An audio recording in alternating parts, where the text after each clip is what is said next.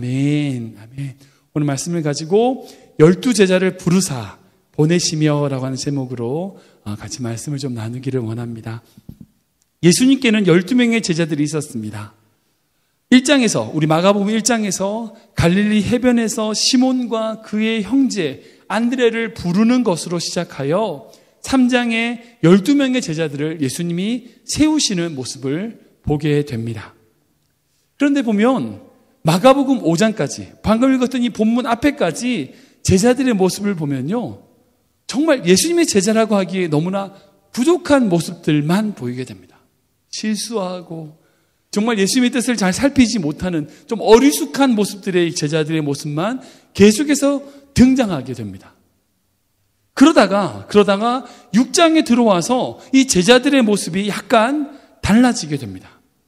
즉 예수님의 사역이 고향이란 이유로 예수님 혼자서 하시던 사역이 더 이상 하지 못하시게 되는 장면이 바로 6장 앞에 있게 되는데, 이 사역을 못하시게 되자 이후에 제자들을 둘씩 짝지어서 파송하시고 보내시는 모습을 보게 됩니다. 그리고 이 보냄을 받은 제자들이, 파송받은 제자들이 나가서 귀신을 내쫓고 병자들을 고치고 하나님 나라를 전파하는 놀라운 모습들을 우리는 이 성경을 통해서 보게 됩니다.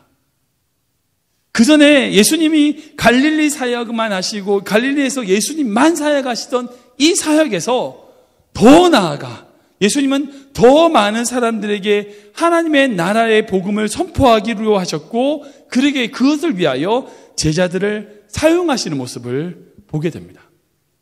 사랑하는 성도 여러분, 이 제자들을 통하여 일하시는 이 예수님의 모습을 보면요, 이 모습이 참 은혜가 됩니다. 부족하고 연약하고 정말 쓰기에 보잘것없지만 정말 그런 제자들을 사용하시던 그 주님, 그런 주님이란 것이 얼마나 감사한지 몰라요. 솔직히 말씀드려서 세상은 어떻습니까? 세상은요, 연약한 자 쓰지 않습니다. 더 좋은 것을 선택하고요, 연약한 자에게는 기회조차 주지 않는 것이 어찌 보면 세상의 법칙입니다.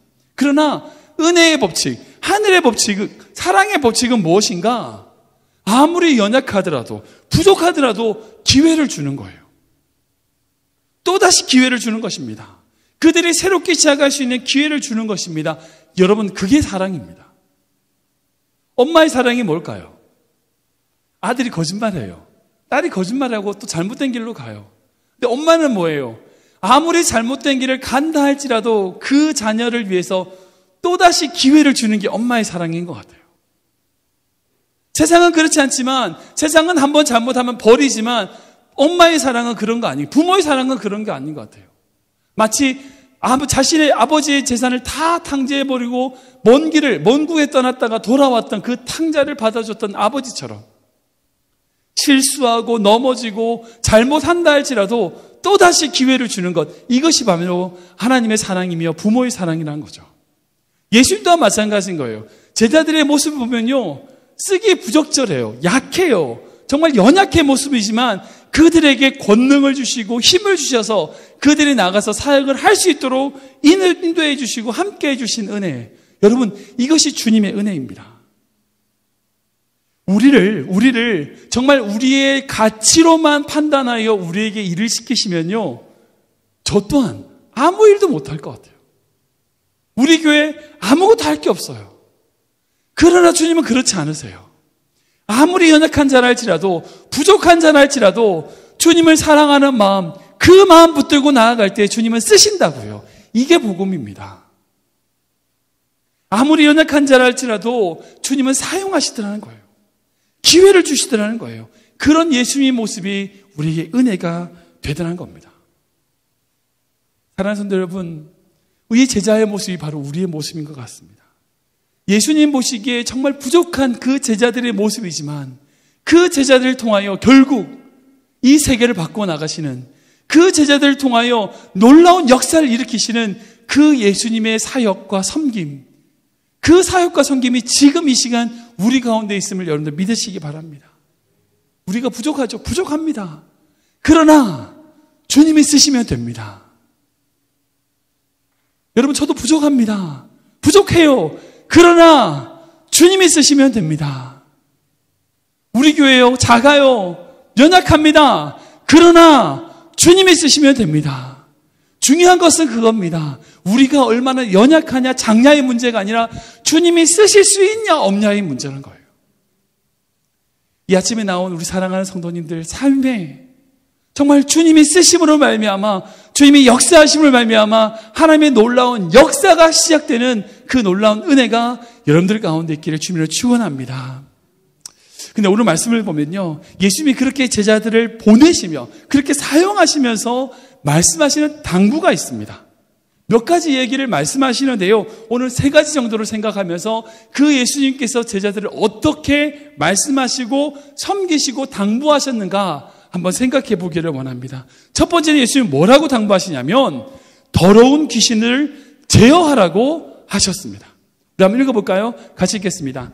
우리 더러운 귀신을, 시작, 더러운 귀신을 제어하라고 하신 예수님. 우리 7절 말씀인데요, 같이 읽어볼까요? 시작.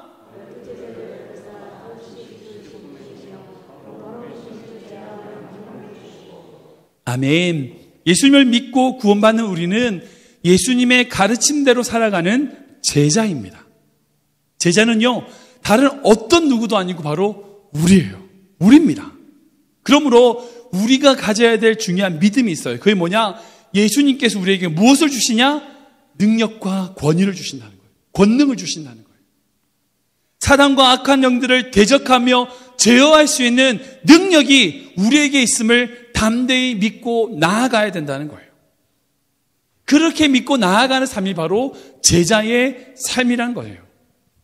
그런 믿음을 소유한 자들을 제자라고 하는데, 그런 제자들에게 예수님이 원하시는 것이 2가지입니다. 결국 뭐냐? 복음을 전하는 거죠.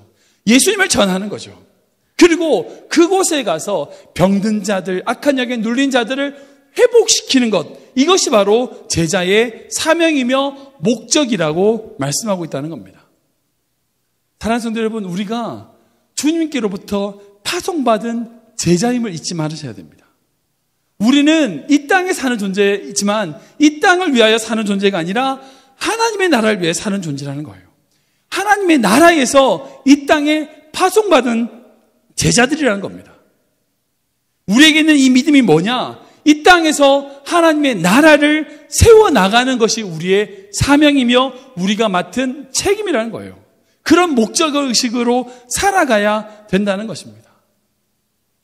사랑하는 성도 여러분, 여러분들 지금 여러분들이 클레브랜드에 여기 계시는 줄 생각하고 오셨습니까? 10대 때 여러분들 중고등학교 다닐 때에 클리브랜드라고 하는 곳이 있는 줄 아셨어요?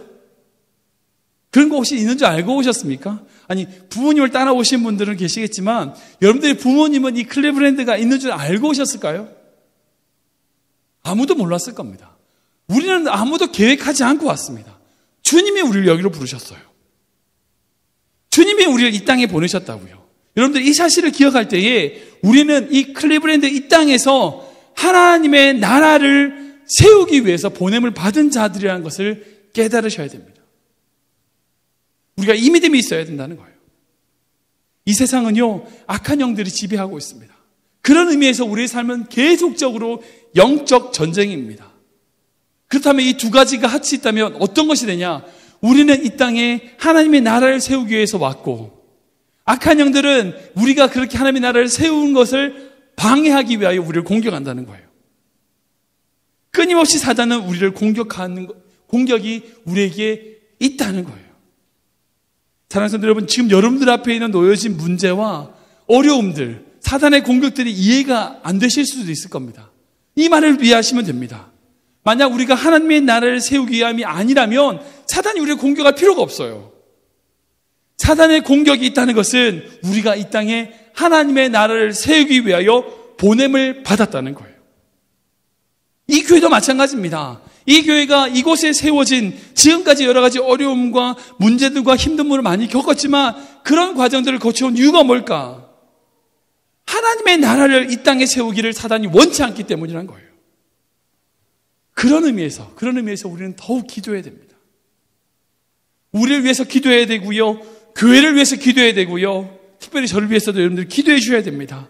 이렇게 서로 함께 중보기도로 함께 묶여 있어야 됩니다. 그렇게 될 때에 우리는 더욱더 하나님의 나라를 이루어낼 교회가 함께 이루어져 갈 것입니다.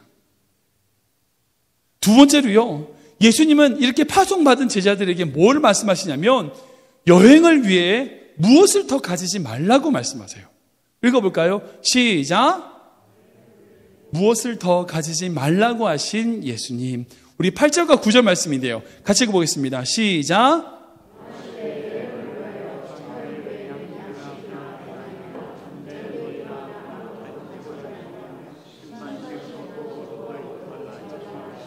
아멘. 예수님께서 제자들을 보내시면서 뭐라고 말씀하시냐면 자신을 보호할 수 있는 어떤 지팡이라든지 뭘 담아 다닐 수 있는 배낭이라든지 먹을 거, 돈, 갈아입을 옷, 정말 어떤 것도 가지고 가지 말라는 거예요.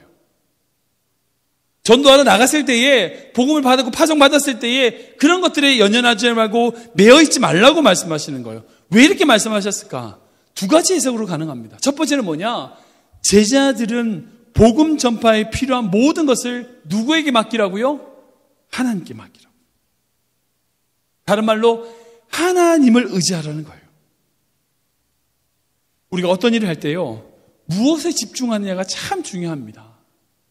무엇을 의지하느냐가 참 중요해요. 한번 여쭤볼게요. 성도님들 신앙생활 하시면서 정말 하나님께 집중하면서 살고 계십니까? 여러분 신앙생활 하시면서 무엇에 집중하십니까? 하나님 말씀에 귀 기울여 말씀에 집중하고 말씀에 순종하십니까? 아니면 다른 것에 집중하고 계십니까? 정말 죄송한 말씀이지만 제가 부사역자로 오랜 신앙생활 하면서 많은 교회를 섬겨보면서요, 신앙인이라고 하지만 예수님 믿는다고 하지만 다른 것에 집중하여 교회 생활하시는, 말 그대로 신앙생활이 아니라 교회 생활이에요. 교회 생활하시는 분들을 보게 되더라고요. 사람에 매여 있는 성도들을 보게 돼요. 물질에 매여 있는 성도들을 보게 돼요. 세상 것에 매여 있는 성도들을 보게 되더라고요. 사랑하는 성도 여러분, 그런 것에 매여 있으면요 불행합니다. 우리는 주님께 매여 있어야 돼요. 정말 물질이 아니라 하나님을 의지하는 것이 중요하다는 거예요. 사랑하는 성도 여러분, 예수님께서 너희들 가지지 마, 가지고 가지 마, 이 말을 곱씹어 생각해 보십시오. 무슨 말씀일까요? 무슨 말씀일까요? 주님이 주시겠다는 거예요. 주님이 주시겠다는 거예요. 이런 식은 아닐 거 아니에요. 야, 너희들 냄새 나더라도 옷 갈아입지 마, 이 말은 아니잖아요. 다리가 피곤하고 힘들어도 지팡이 짚지 마, 이 말 아니잖아요. 야생 주민들 공격하더라도 지팡이가 싸우지 말고 맨손 가지고 싸워, 이 말씀 아니잖아요. 예수님께서 그걸 가지지 말라고 하신 것은 너희들 고생해봐, 이 뜻이 아니라 내가 너희를 지키겠다는 거예요. 내가 공급하겠다는 거예요. 내가 보호하시겠다는 거예요. 사람이나 물질 의지하지 않고 하나님의 나라와 의를 구할 때에 모든 것을 더하신다는 주님의 돌보심을 의지하라는 거죠. 우리가 이 믿음 가지고 신앙생활 해야 되잖아요. 우리 통장에 있는 어카운트 믿고 신앙생활 하는 게 아니잖아요. 내가 좋아하는 그 사람 믿고 신앙생활 하는 거 아니잖아요. 주님 믿고 주님 바라보고 그 주님에 의지하며 살아가는 삶이 바로 제자의 삶이라는 것을 믿으시기 바랍니다. 두 번째로 어떤 의미가 있냐면 제자들에게 환경과 상황을 뛰어넘는 훈련을 하라는 거예요. 스스로 절제하지 않으면 결코 훈련은 안 됩니다. 한국에서 군대에 다녀오신 분이 계실지 모르겠지만 군대 가면 처음 하는 게 있어요. 그게 뭐냐면 자기에 있는 모든 것을 다 빼요. 시계부터 시계까지 가져가야겠네. 속옷까지, 심지어는 속옷까지 겉옷 다 벗어가지고 박스에다 집어넣어가지고 어디로 보내는지 아세요? 고향으로 보내요. 뭐만 입어요? 거기서 주는 팬티, 거기서 주는 전투복, 거기서 주는 밥만 먹고 지내는 거죠. 그렇게 해야지 훈련이 돼요. 군대에서 가질 거 다 가지고 먹을 거 다 먹고 그러면 군대 안 돼요. 훈련 안 돼요. 우리가 모든 것을 연약하고 내려놓을 때에 훈련이 된다고요. 예수님이 지금 제자들에게 뭘 원하시냐? 훈련 받으라는 거예요. 사랑하는 성도 여러분, 신앙생활에 있어서 훈련에 있어서 가장 훌륭한, 정말 중요한 훈련이 있습니다. 우리가 신앙생활을 할 때 훈련을 해야 되는데 그 훈련 중에 가장 중요한 훈련이에요. 그게 뭐냐? 우리의 약함을 유지하는 거예요. 우리의 약함을 그대로 유지하는 거예요. 사실 이것이 바로 우리의 경건이고 능력입니다. 하나님은 어떤 자를 쓰세요? 약한 자를 쓰십니다. 강한 자는 안 써요. 그리고 우리가 약할 때에 그 약함이 강함이 됩니다. 우리가 강해지면요, 하나님이 쓰실 수 없어요. 그럼 어떻게 해야 되냐? 우리가 스스로 날마다 약한 자임을 고백하며 나아갈 때에 쓰임받을 수 있어요. 강해졌어. 내가 옛날보다 더 강해졌어. 그런데 주님 앞에서는 하나님, 저는 약합니다. 안 됩니다. 저는 아무것도 안 됩니다라고 고백하며 하나님께 나아갈 때에 쓰임받을 수 있다고요. 여러분들 혹시 스스로 좀 어떤 일을 할 만큼 능력이 좀 생기셨습니까? 이 정도는 할 수 있어. 좀 문제들이 작아 보이시나요? 신앙생활할 때 넘어질 때가 바로 그때입니다. 내가 좀 할 수 있고, 내가 좀 뭔가를 할 수 있고, 들을 수 있을 때 그때 넘어집니다. 그럴 때라도 주님, 전 주님 없으면 안 돼요. 전 주님 없으면 아무것도 못해요. 라고 고백하는 신앙이 되어야 됩니다. 그렇게 고백하는 자가 주님께 쓰임받게 되는 거예요. 자기가 좀 하다 보니까 잘난 줄 알아. 사람들 앞에서 막 하다 보니까 사람들이 인정해줘. 그렇게 잘난 줄 알고 있다가 나중에는요, 하나님 앞에서도 자기가 잘난 줄 아는 거예요. 그러다가 쓰러지는 거죠. 사랑하는 성도 여러분, 정말 진정한 영성이 뭘까? 참된 영성이 무엇일까? 묵상해보면요, 결국 그거예요. 내 안에 약함을 유지하는 거예요. 내가 강할 수 있어요. 힘이 강하지만 주님 앞에서 계속 나의 약함을 드러내며, 나의 약함을, 부족함을 드러내며 사는 인생이 하나님께 쓰임받는 인생이 되더라는 거죠. 부족한 모습, 연약한 모습의 나를 찾고 나 발견된 나의 모습을 주님 앞에 올려드리는 것, 이것이 바로 온전한 신앙생활이 될 수 있다는 거예요. 나의 약함으로 울고 부족한 점을 가지고 십자가 앞에 나아가는 이 사람이 하나님께 쓰임받는 삶이라는 거예요. 성경의 모든 인물들이 다 그랬어요. 모세도 그랬고요, 다윗도 그랬고, 자기가 잘났다 할 때는 하나님이 버리셨고요, 자기가 연약하다고 아무것도 안 된다고 할 때 그때 들어서 쓰시더라고요. 근데 심지어는 예수님도 그러셨어요. 예수님이 십자가 앞에서 그렇게 연약하게 죽으시고 약해지시고 죽으심을 말미암아 정말 놀라운 능력의 우리의 구원을 이루시는 그런 모습을 성경 통해서 볼 수 있습니다. 비록 우리 집에 지팡이가 있고, 우리 집에 가면 지팡이가 있고, 좋은 배낭도 있고, 좋은 의식들도 있고, 돈도 있지만, 그런 것들을 스스로 내려놓고 맨손으로 나아가는 제자의 자세, 이 자세가 우리에게 필요하다는 거예요. 그런 마음으로 주님께 나아갈 때에 주님께서 쓰임받을 수 있는 제자들이 된다는 거죠. 여러분들 얼마나 강해지셨습니까? 여러분들이 강해지셨던 만큼 10년 전보다 얼마나 돈이 더 많으셨습니까? 10년 전보다 얼마나 더 여러분들이 잘 되셨습니까? 잘 되셨을 만큼 여러분들은 연약함의 모습을 10년 전보다 더 이전에 연약한 모습들을 찾아 주님께 나의 모습을 드러내고, 주님, 저는 주님 없으면 안 돼요 라고 고백하는 믿음, 그런 마음으로 살아야 된다는 거예요.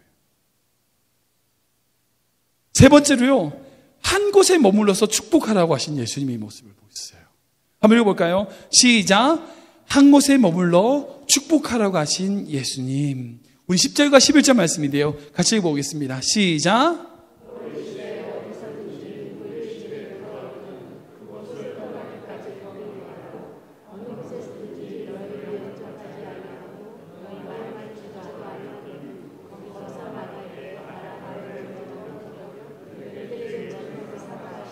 아멘. 여기서 전도자가 가져야 될 두 가지 자세를 볼 수 있습니다. 그건 뭐냐면 한 곳에 오래 머물러 있으라는 거예요. 어떤 곳에 들어가면 막 왔다 갔다 하지 말고 그곳에 있으라는 거죠. 두 번째는 그곳에서 영접하지 않으면 발에서 먼지를 떨어뜨려서 그들에게 증거를 삼으라고 말씀하세요. 여기서 한 곳에 머물러 있으라는 말씀은 상황에 따라서 이리저리 옮겨 다니지 말라는 거예요. 이 집이 24평이었는데 저 집에서 오라고 그래. 32평이야. 얼른 가고 여기서 주시니까 이거 받고 더 좋은 영접해주는 더 좋은 데로 가서 왔다 갔다 하지 말고 한 곳에 집중하라는 거예요. 신앙생활을 하면서 실수하는 것 중에 한 가지가 뭐냐면 한 곳에 집중하지 못해요. 봉사하고 섬기고 너무 많은 일들에 시선을 빼앗기는 그런 신앙인들의 모습을 간혹 볼 때가 있어요. 저희 연약함 또한 그거예요. 한 곳에 집중하지 못하는 거예요. 정말 중요한 곳에 집중해야 되는데 그 중요한 곳에 집중하지 못하고 우리의 생각이 너무나 분산되어 있는 거죠. 많은 일들의 시선을 빼앗기지 말라고 말씀하세요. 그 말씀이 뭐냐? 우리가 하나님의 능력과 그분 앞에 온전히 기다리라는 말씀이에요. 사랑하는 성도 여러분, 하나님의 때가 인간의 때와 너무나 다르다는 거예요. 내가 보기에는 좋은 것 같고 인간의 보기에는 좋은 것 같고 결정할 수 있는 여러 가지 변수들이 있다 할지라도요, 하나님의 때는 다를 때가 너무나 많이 있어요. 그래서 요즘 기도하고 묵상하면서요, 어떻게 보면요, 기도의 응답, 하나님의 기도의 응답이 빨리 오지 않는 것이 축복이다는 생각이 들 때가 있어요. 기도 응답했는데 바로 기도 응답이 왔어. 정말 이게 감사한 것 같은데 그것보다도 어찌 보면 기도 응답이 되지 않는 것이 축복이라는 생각이 들어요. 왠지 아세요? 계속 기도할 수 있으니까. 지속적으로 하나님께 나아갈 수 있으니까. 때로는 하나님이 우리에게 침묵하시는 힘이 도울 힘이 없어서가 아니라 전적으로 우리가 그 자리에 머물러 있기를 원하시는 마음이지 않을까 생각해 보게 됩니다. 사랑하는 성도 여러분, 지금 여러분들의 신앙은 어디에 머물러 있습니까? 어느 자리에 머물러 있습니까? 주님 앞에 머물러 주님의 응답을 기다리며 여러분들 주님의 말씀에 오기까지 여러분들의 마음 가운데 기다리며 나아가는 마음의 자세를 우리가 가져야 된다는 거예요. 두 번째로요, 영접하지 않으면 발에서 먼지를 떨어뜨려 버려 증거를 삼으라고 말씀하세요. 그 당시 유대인의 모습을 보면 유대인들이 이방 지역을 통과하면서 자기가 부정하게 됐다라고 생각하면 자신의 신에서 먼지를 떨어뜨리는 어떤 그런 관습과 습관이 있었다고 합니다. 그래서 혹자는 예수님께서 복음을 영접하지 않을 경우에는 발에서 먼지를 떨어뜨려 가지고 그 집을 저주하고 어떻게 그렇게 하는 행위로 이해하는 그런 사람들이 있습니다. 근데 저는 그렇게 생각하지 않아요. 왜냐하면 우리 주님은 우리에게 축복 주기 원하시는 분이지 우리를 저주하거나 너는 안 되는 인간이야 이렇게 단정하시는 분이 아니라고 생각이 듭니다. 포기하는 분이 아니에요, 우리 주님은. 그러면 이 말씀을 두 가지로 해석할 수 있는데 기본적으로 이 말씀은 어떻게 해석하냐면 전도자가 그 영혼들이 멸망해도 책임이 없다고 하는 이야기를 의미합니다. 이게 보통적으로 목사님들이 많이 말씀하시는 거예요. 다른 성경을 보면 복음을 듣지 않는 자들이 멸망할 경우 그 핏값을 복음을 전하지 않는 자들에게 찾겠다라고 말씀하시는 그 말씀이 있는데 그 말씀에 상응해서 우리가 복음을 전했음에도 불구하고 그 집이 믿지 않고 멸망했을 경우에 너희는 최선을 다했어, 괜찮어, 이런 의미로 해석하는 많은 분들의 목회자들을 하는 것이 해석입니다. 근데 저는 이 말씀을 좀 다르게 해석하게 됐습니다. 여러분, 그 먼지가 뭘까요? 그 먼지가 증거가 되는데 누구에게 증거가 된다고 말씀하세요? 그 전도자, 복음을 전하는 자에게 증거가 된다. 그러니까 복음을 전했으니까 너는 책임이 없어 라고 하는 증거가 된다고 말씀하시는가요? 아니면 그들에게, 복음을 받는 자들에게 증거가 된다고 말씀하시는가요? 말씀을 보면 복음을 받는 자들, 그들에게 증거가 된다는 거예요. 사랑하는 분들, 먼지가 뭘까요? 여기서 말씀하며 묵상하면서 저에게 이 먼지란 것을 생각하면서 이게 결국은 전도자가 복음을 받아들여야 되는 자들에게 떠나면서 남겨놓은 마지막 사랑일 수 있다는 생각이 들어요. 복음을 전하는 자가 그 집에 머물러 있다가 그 복음을 전했음을 불구하고 복음을 받아들이지 않았어요. 근데 마지막으로 떠나면서 그 집에 남겨놓은 마지막 사랑일 수 있다는 거예요. 저희 가정이 LA에 있을 때에, LA에 있으면요, 한국에서 손님들이 많이 와요. 지나가다가도 들리시고 좀 그렇게 되겠는데, 한국에서 부사역자로 함께 섬기시던 부목사님이 저희 집에 LA에 일이 있어서 오셔가지고 저희 집에서 하룻밤을 머물러서 같이 교제할 수 있는 시간을 가졌던 적이 있어요. 그분이 같이 있으시면서 교제하고 즐거운 시간을 보내고 저희 집에 계시다가 가시면서 먼지를 떨어뜨리고 가셨어요. 어떤 거냐? 샴푸예요. 그분이 좀 탈모가 있으셔가지고 탈모 방지 샴푸를 집에다 두고 가신 거예요. 그 이후에 저희들이 그 탈모 방지 샴푸를 볼 때마다 저희가 누구를 생각했을까요? 그 목사님을 생각한 거예요. 그 샴푸를 볼 때마다 그 목사님과 함께 부교육자 시절 때 함께 섬기고 밤에 몰래 야식 많이 먹었거든요. 그 목사님이랑. 그렇게 야식 많이 먹고 섬기고 서로 기도했던 그때의 추억을 생각하게 되더라는 거죠. 어떻게 보면요, 이렇게 생각할 수 있습니다. 전도자가 복음을 증거하고 그 집에 남겨놓은 먼지, 그 먼지는 뭔지 모르겠지만 그 먼지라도 떨어뜨려서 그 복음을 영접하지 않는 자들이 이후에라도 그 복음을 전했던 자를 기억하며 예수님께 복음을 받아들일 수 있는 빛과 소금으로 역할을 할 수 있는 매개체로서의 먼지로 이해되지 않을까. 그렇게 해석하면 어떨까 생각이 듭니다. 사랑하는 성도 여러분, 하나님의 사랑은 결코 실패하지 않습니다. 여러분들이 복음을 전한다고 그 복음 전하는 사람들이 다 예수님 믿던가요? 아니에요. 여러분들이 복음을 전했어. 예수님 믿지 않았어. 그런데 10년, 20년 뒤에 또 다른 사람이 그에게 복음을 전해서 예수님을 믿게 된 거예요. 그러면 10년 전에 전했던 그 복음은 아무런 가치가 없나? 아니요. 우리가 그분의 삶에 먼지를 남겨놓은 거죠. 어떤 작은 매개체를 남겨놨어요. 그리고 그 매개체를 통하여 이후에 하나님이 열매를 거두시는 모습을 보게 됩니다. 그러면 우리가 남겨놓은 먼지가 때로는 시간이 어느 정도 지났을 때 씨앗이 되고 그 씨앗이 이후에 열매가 되는 역사를 하나님이 하신다면 우리는 그저 그들에게 가서 사랑으로 섬기고 그들에게 먼지를 남겨놓는 증거를 남겨놓는 일까지만 우리가 하면 되지 않나는 것이 바로 이 말씀을 통해서 배우게 되는 거죠. 말씀을 좀 정리해 보겠습니다. 누가복음 9장에 보면 예수님께서 제자를 부르시는 이유가 적혀 있습니다. 우리 9장 1절과 2절 말씀 보도록 하겠습니다. 시작.